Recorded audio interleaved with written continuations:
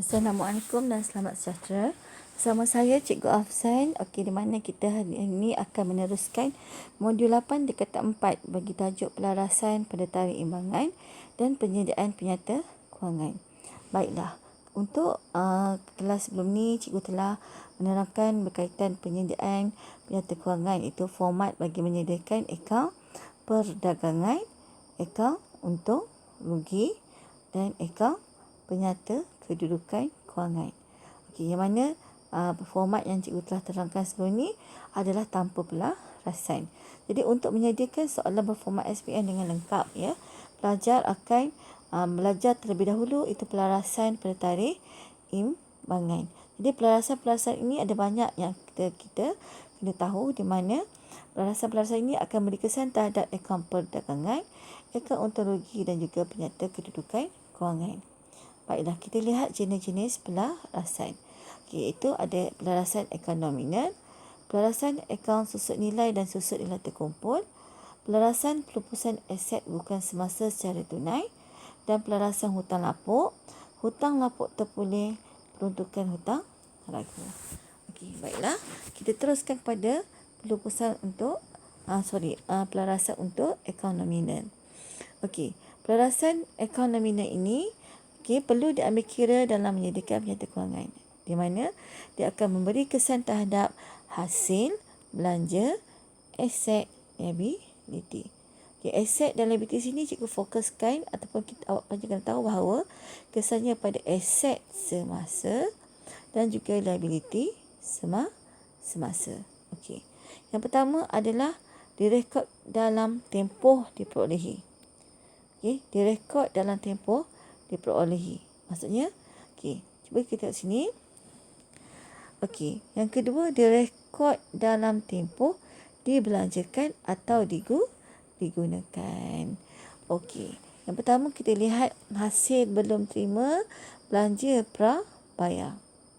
Hasil belum terima, belanja prabayar. Maksudnya, hasil belum terima ni iaitu hasil tu sepatutnya kita punya, tapi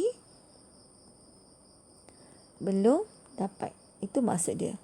Hasil tu hak kita. Okey, tapi kita belum dapat lagi. Okey. Kedua, belanja prabayar. Okey, belanja tu kita dah belanjakan, tapi terlebih ataupun tahun berikutnya. Okey, so situasi di sini kita tahu apa dia. Hasil belum terima akan diiktiraf sebagai hasil. Okey, hasil tu belum dapat lagi. Okey, so bila kita belum lagi terima, belum lagi dapat, maka kita iktirafkan dia sebagai hasil dalam tahun semasa perkahwinan. Okey, untuk belanja prabayar pula tidak diiktiraf sebagai belanja. Kenapa tak iktiraf sebagai belanja? Okey, sebab belanja tersebut akan berlaku pada tahun berikutnya. Okey, so seterusnya kita tengok yang ketiga. Yang ini tadi yang pertama, yang kedua belum bayar. Yang ketiga iaitu hasil belum terperoleh. Okey, hasil tu kita dah dapat. Okey, cikgu tulis kat atas, ya. Dah dapat, tapi belum boleh anggap hak kita. Itu maksud dia. Dah dapat tapi belum boleh anggap itu hak kita dalam tahun semasa. Sebab apa? Ini adalah tahun berikutnya. Itu maksud dia. Okey, tahun berikutnya punya. Bukan yang tahun ni. Okey, bukan tahun semasa. Okey, seterusnya adalah belanja belum bayar. Belanja ni kita belum jelaskan lagi ataupun belum lagi keluarkan duit tersebut untuk tahun semasa. Okey, apa penerangan dia? Okey, 4, ya. Hasil belum terperoleh tidak diiktiraf sebagai hasil. Kita tak boleh anggap hasil belum terperoleh itu adalah hasil dalam tahun semasa. Belanja belum bayar pula akan diiktiraf sebagai belanja. Okay, maksudnya belanja tu kita belum lagi bayar, tapi tetapi dia berlaku dalam tahun semasa, maka kita iktirafkan dia sebagai belanja. Okay, so kita dah nampak kita dalam 4 itu pelarasan dalam ekonomi nominal. Pertama tadi hasil. Hasil ada dua, iaitu hasil hasil belum terima, hasil belum terperoleh. Belanja prabayar, dan juga belanja belum bayar. Okey, nampak tak?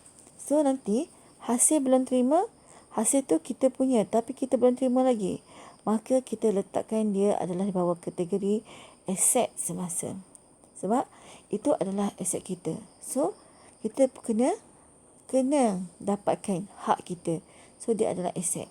Hasil belum terperoleh pula, kita dah dapat tapi kita tak boleh iktiraf itu kita punya, ataupun kita tak boleh iktiraf sebagai hasil, maka dia adalah liability semasa.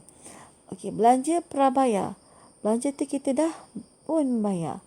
Okey, tapi belanja tu akan berlaku ataupun diiktirafkan pada tahun perakaunan berikutnya, maka dia adalah aset semasa.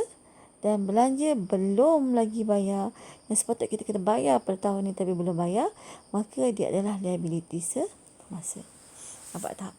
Okey, so kita baca kena tahu yang mana aset semasa, yang mana liability semasa. Okey, so selesai untuk ekonomi nominal. Okey, so pelarasan ekonomi nominal. Okey, kita lihat sini ya. Okey, satu. Okey, minta maaf ni ada masalah kat sini tadi rasanya. Okey, sepatutnya kat sini hasil. Ni hasil ya, tajuk dia hasil. Boleh pula hilang. Hasil yang ini adalah liability semasa, yang ini adalah aset semasa. Tengok.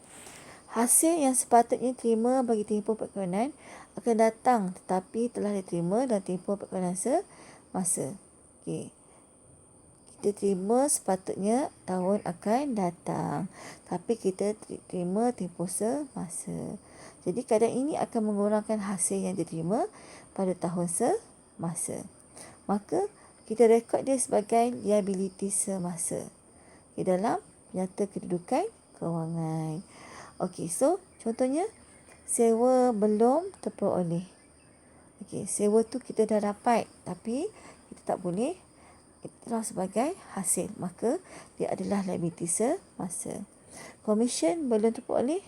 Komisen tu kita dah dapat tapi kita tak boleh iktiraf sebagai hasil, maka dia adalah liability semasa. Yang kedua adalah aset semasa. Hasil yang sepatutnya diterima tapi masih belum diterima. Okey, sepatutnya kita terima pada tahun semasa tapi kita belum lagi terima. Okey, dalam tempoh perkawinan semasa. So, dia adalah aset kita. Kita perlu terima dia. Kita perlu dapatkan hasil tersebut. Okey. Okey, so direkod sebagai aset semasa dalam penyata kedudukan kewangan. Contohnya, sewa belum terima. Nak tak hasil kita? Mesti kita nak kan? So, dia adalah aset kita. Komisen belum terima, maka dia adalah aset semasa. Okey, seterusnya. Okey, hasil belum terperoleh. Sekarang kita nak buat pengiraan pelarasan hasil belum terperoleh. Contoh, sewa tahunan yang ditetapkan berjumlah 3,000. Okey, pada akhir tempoh perkahwinan, sewa telah diterima sebanyak 5,000. Nampak tak? Sekarang kita tengah buat hasil belum terperoleh, iaitu liability semasa. Sepatutnya sehingga tarikh 31 Disember, kita kena terima hanya RM3,000. Nampak tak? Tapi sepanjang tahun sehingga 31 Disember tu, kita dah dapat sampai 5,000. Sepatutnya cuma 3,000 sahaja. Nampak tak? Itu maksudnya belum terperoleh. Maksudnya kita terlebih terima berapa ribu tu? 2,000. Cuba tengok penyelesaian dia. Dalam imbangan duga, kita dah nampak ada satu sewa diterima 5,000. Jadi dalam maklumat tambahan, biasanya contoh ni adalah dalam maklumat tambahan ya. Kita akan nampak maklumat yang dibagi. Dia kata akaun ontologi jumlah sepatutnya adalah sewa diterima adalah RM3,000. Okey. Yang ini cikgu nak belajar faham bahawa, nampak tak cikgu tulis perkataan sepatutnya. Nampak tak? Sewa tahunan yang ditetapkan adalah RM3,000. So, inilah nilai yang sepatutnya. So, yang nilai sepatutnya atau nilai yang sebenarnya, pelajar boleh guna mana-mana term lah, sebenarnya ataupun yang sepatutnya, dimasukkan ke dalam akaun untung rugi. Iaitu di bawah hasil. Sebab kita tengah buat hasil sekarang ni. So, di bawah hasil kita akan tulis sewa diterima RM3,000. Okey. Lepas tu, dalam penyata kedudukan kewangan pula, kita akan letakkan sewa belum terperoleh, iaitu sewa yang terlebih bayar tu, iaitu yang sepatutnya yang sepatutnya adalah RM3,000 tapi dia terima RM5,000. RM5,000 tolak RM3,000, tinggallah RM2,000. So yang RM2,000 ni lah kita akan declare dalam PKK, dalam penyata kedudukan kewangan sebagai liability semasa. Okey, boleh ya? Okey, seterusnya hasil belum terima. Tadi hasil belum terperoleh. Sekarang hasil belum terima, iaitu di bawah kategori aset semasa.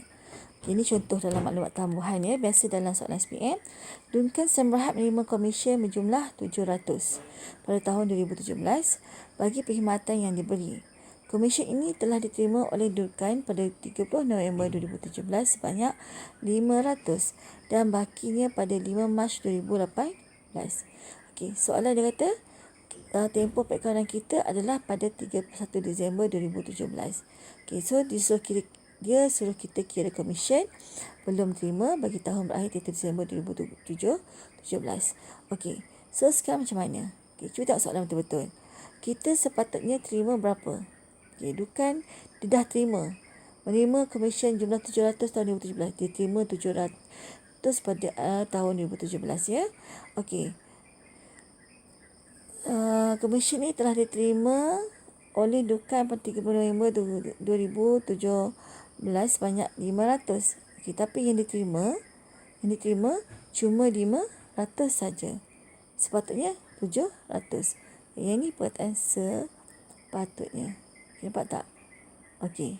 Yang sepatutnya RM700 tapi sehingga November 2017 dia terima RM500. So bakinya dia bayar per tahun hadapannya sedangkan kita dah buat akaun tahun 2017. Okey, so nampak imbangan duga kita akan nampak itu ada komisen terima RM500. Maksud kita dah terima pun RM500. So dalam akaun untung rugi, okey, kita akan masukkan jumlah yang sepatutnya iaitu RM700 di bawah hasil, itu komisen diterima. Okey, di bawah akaun penyata kedudukan kewangan, apa yang kita nak masukkan? Okey, yang jumlah yang kita belum terima. So, 700 tolak 500. Jadi yang belum terima adalah 200.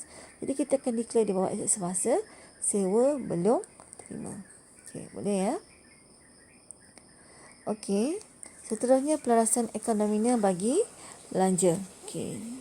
Saya rasa dah tulis ni, cuma mungkin tulisannya tertukar warna putih ya. Okey, untuk belanja kita ada aset semasa dan juga liability semasa. Okey, belanja yang sepatutnya dijelaskan pada tempoh perakaunan akan datang tetapi telah dibayar pada tempoh perakaunan semasa. Okey, belanja ni nak kena bayar. Okey, kita kena bayar pada tempoh perakaunan akan datang. Tapi kita bayar pada tahun semasa. Maksudnya kita terlebih bayar ataupun kita bayar yang tahun hadapannya. Okey. So sekarang bila kita bayar yang tahun hadapannya atau terlebih bayar, maka dia adalah belanja prabayar. Okey, belanja prabayar. Okey. Direkod sebagai aset semasa. Contohnya insurans prabayar, kadar bayaran prabayar. Insurans yang tahun semasa kita bayar lebih, termasuk tahun hadapan punya insurans. Itu maksud dia insurans prabayar. Begitu juga kadar bayaran, bil elektrik, bil air, kita dah bayar yang tahun hadapannya sekali. Jadi dia akan dianggap sebagai aset semasa. Yang kedua adalah liability semasa. Belanja yang sepatutnya dibayar pada tempoh perkahwinan semasa, masih belum dibayar. Sepatutnya tahun ni. tahun semasa kita bayar. Tapi kita tak bayar sampailah habis tahun semasa. Tahun depannya baru kita bayar. Okey, so dianggap sebagai liability semasa ya dalam penyata kedudukan kewangan. Okey, contohnya insurans belum bayar, kadar bayaran belum bayar. Insurans tu sepatutnya kita bayar tahun ni tapi kita belum bayar lagi. Begitu juga dengan bil elektrik, bil air. Kita belum bayar lagi tahun ni. So dianggap sebagai belanja prabayar. Belanja belum bayar. Okey, seterusnya tengok cara pengiraan. Ini contoh ya. Ini contoh dalam maklumat tambahan. Okey, belanja prabayar, belanja terlebih bayar, maka dia adalah aset semasa. Insurans yang perlu dibayar oleh perniagaan koti pada 30 Disember ialah 600. Okey. Sehingga 30 Disember sepatutnya 600. Pada akhir tempoh perkawanan perniagaan telah membayar sebanyak 900. Nampak tak? Sepatutnya 600 tapi dia bayar sampai 900. Okey, so jadi dalam sehingga tempoh perkawanan 30 Disember 2017, okey, dia dah terlebih bayar. Berapa yang terlebih bayar? Okey, tengok dalam penyelesaian. Dalam imbangan duga kita akan nampak kat situ insurans 900. Okey, so dalam akaun untung rugi nanti jumlah yang sepatutnya adalah 600 di bawah item belanja. Okey, so di dalam penyata kedudukan kewangan, okey, jadi kita akan berlakunya akaun insurans prabayar iaitu 900 tolak dengan 600 yang sepatutnya. So 300 adalah insurans prabayar. Okey, seterusnya adalah belanja belum bayar. Belum bayar lagi, maka dia adalah liability semasa. Contoh, okey, dalam maklumat tambahan, okey, kadar bayaran yang perlu dibayar oleh perniagaan Dauci ialah 800.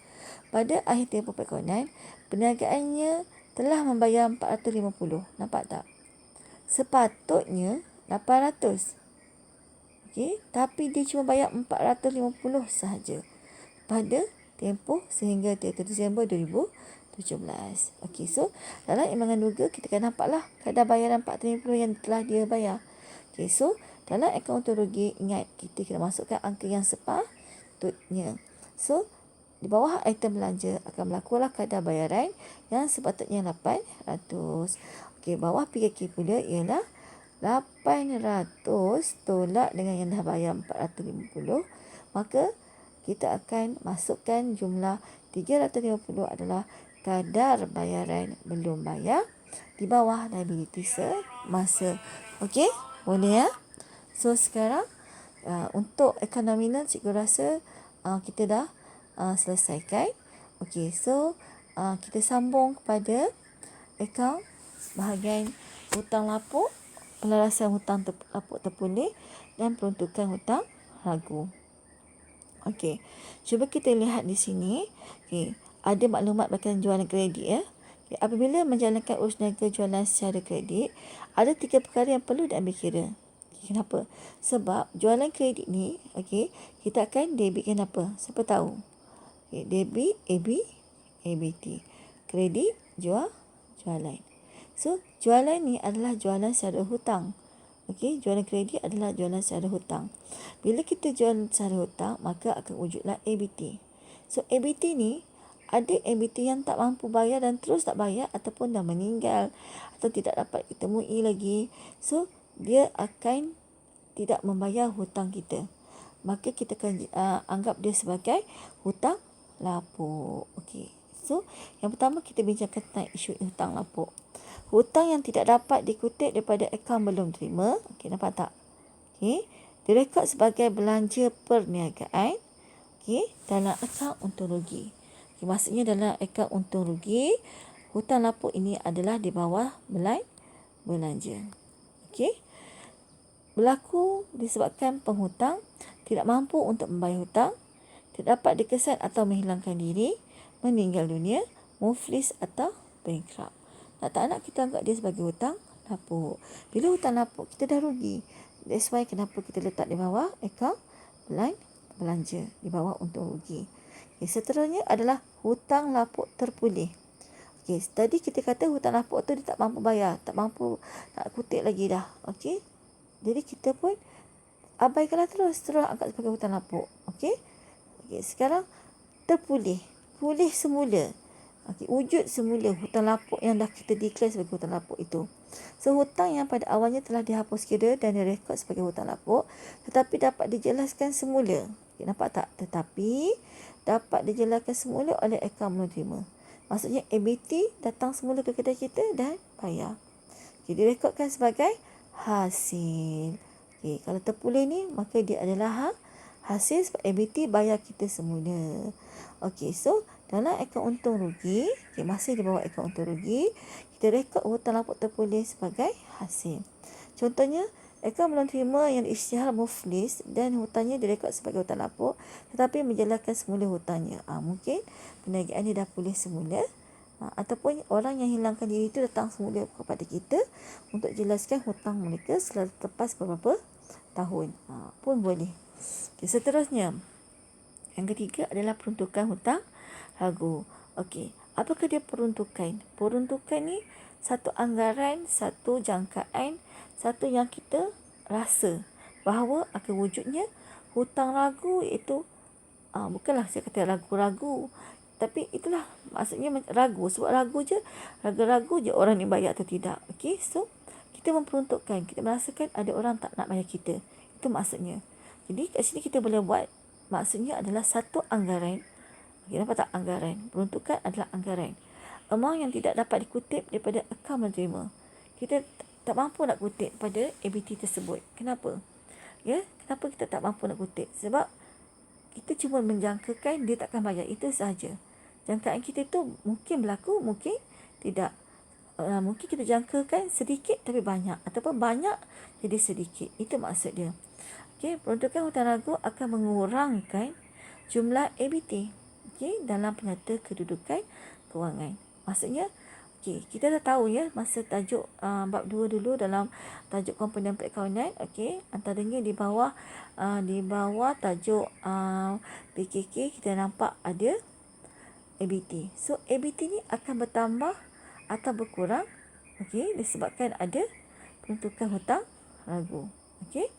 Seterusnya, direkod sebagai belanja perniagaan dalam akaun untung rugi. Maksudnya, kalau kita nak rekodkan dia di bawah akaun untung rugi, dia sebenarnya adalah belanja. Sebab kita memperuntukkan satu nilai bahawa ada orang yang tak nak bayar. So, kita rugi. Bila rugi, kita akan sebagai belanja.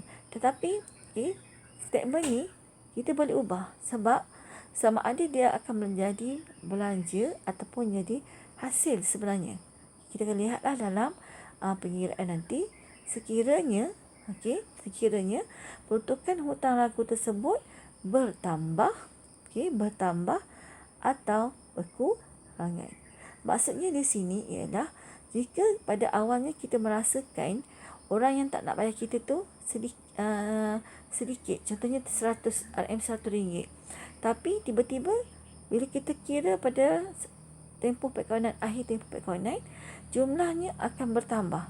Jadi 500 contohnya, 100 naik pada 500, maka dia adalah belanja.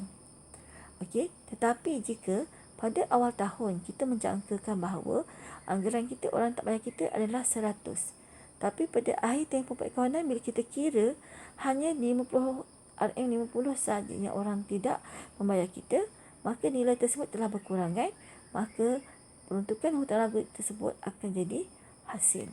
Situasi ni yang pelajar akan kena faham dalam pengiraan peruntukan hutang ragu. Walaupun sifat asalnya adalah belanja. Kenapa? Sebab antara faktor lainnya ialah dia akan mengurangkan nilai ABT sebab peruntukan hutang ragu ini adalah kontrol kepada ABT. Maksudnya dia akan mengurangkan nilai peruntukan hutang, mengurangkan nilai ABT. Itu maksud dia. So, dia ada cara pengiraan untuk peruntukan hutang ragu ni, iaitu kadar peruntukan hutang ragu darab dengan akaun belum terima. Kadar peruntukan. Kadar ni adalah peratus. Peratus peruntukan hutang ragu. So, peratus dia tak boleh banyak ya. Peratus peruntukan hutang ragu adalah 1%. hingga 6%. Jadi pelajar akan melihat dalam maklumat tambahan akan ada kadar ini, dan kadar inilah yang kita kena darabkan dengan ABT terima bersih. Okey, so kita akan tengoklah cara pengiraan untuk hutang lapuk terpulih dan peruntukan hutang ragu. Okey. Yang pertama adalah hutang lapuk atau contoh soalan. Okey, pada 1 Januari 2017, baki akaun belum terima Courtney Enterprise adalah 7,900 pada 30 Disember 2017. Okey, Encik David telah berhutang pada Courtney Enterprise sebanyak 760. Okey, Courtney Enterprise mendapati Encik David telah menghilangkan diri dan hutangnya telah dihapuskan sebagai hutang lapuk. Okey, rekod urus negara tersebut dalam buku Courtney Enterprise. Cuba lihat betul-betul. Okey, dia kata baki ABT adalah 7,900. Maksudnya nanti dalam imbangan duga, pelajar akan nampak ada satu item ABT iaitu 7,900.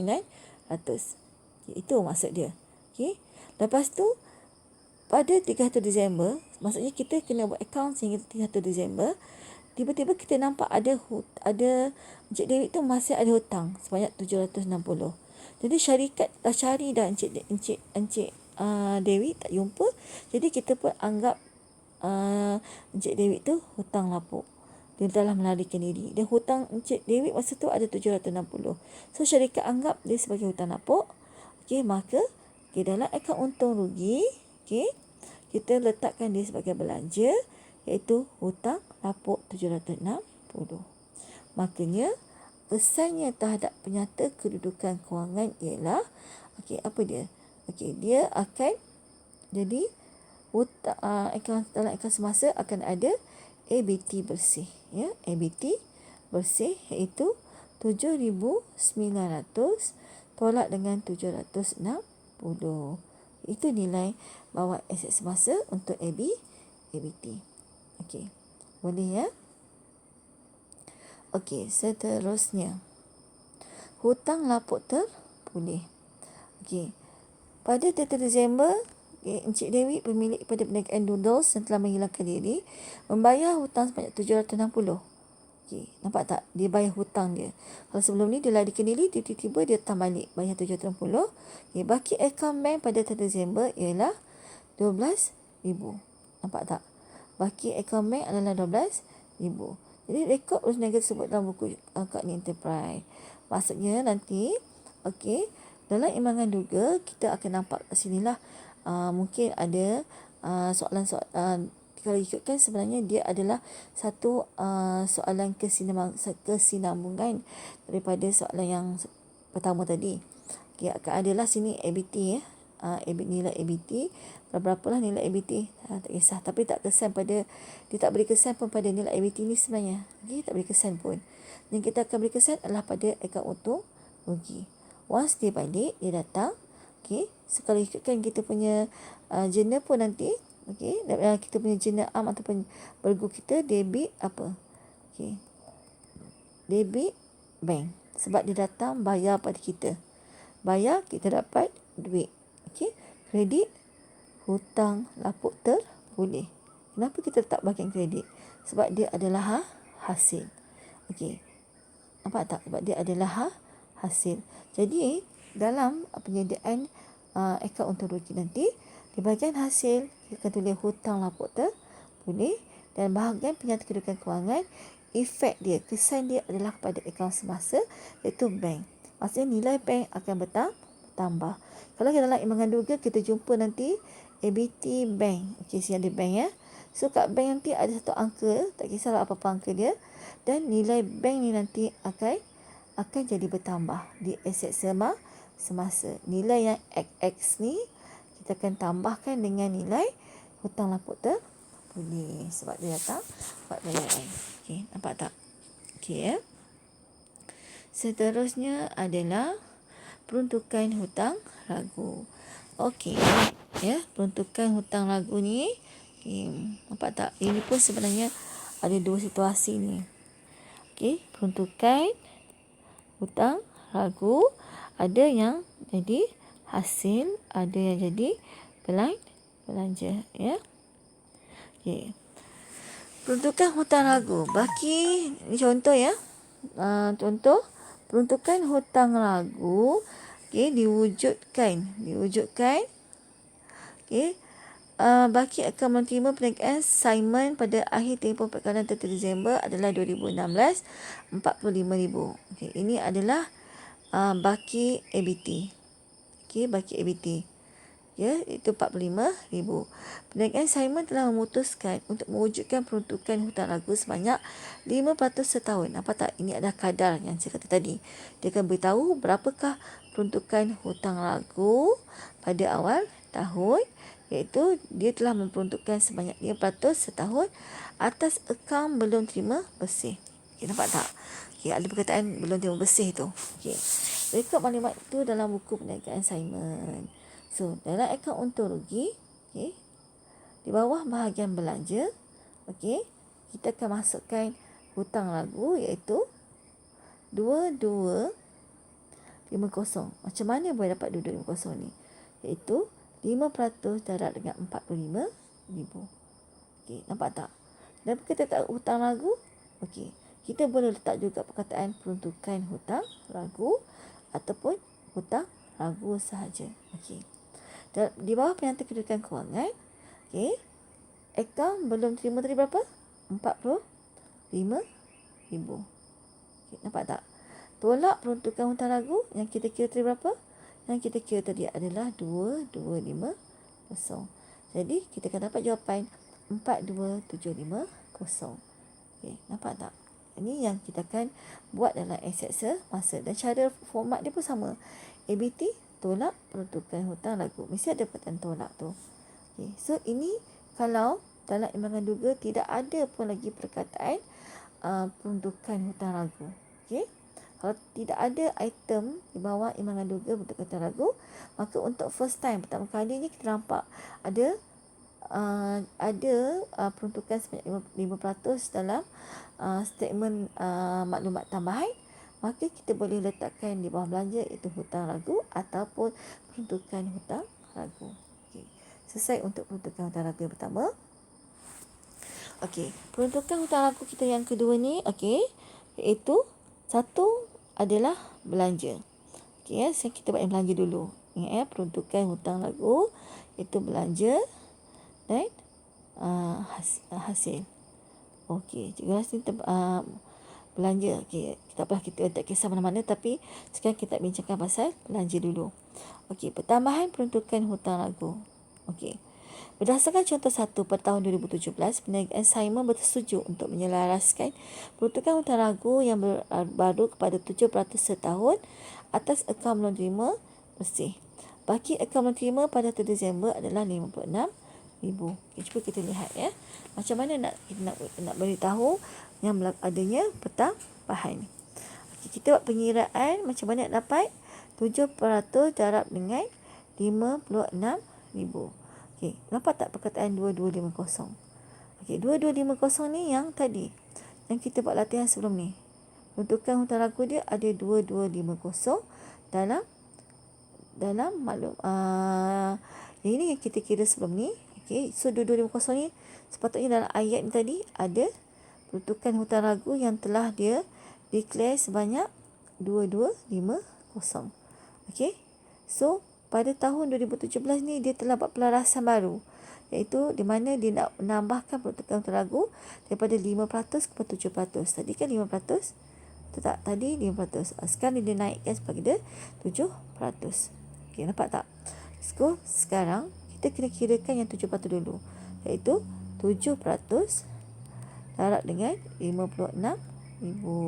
So bila kita kira, kita dapatlah 3920. Kita dapat 3920. Jadi pada awalnya kita dah kira yang tadi adalah 2250.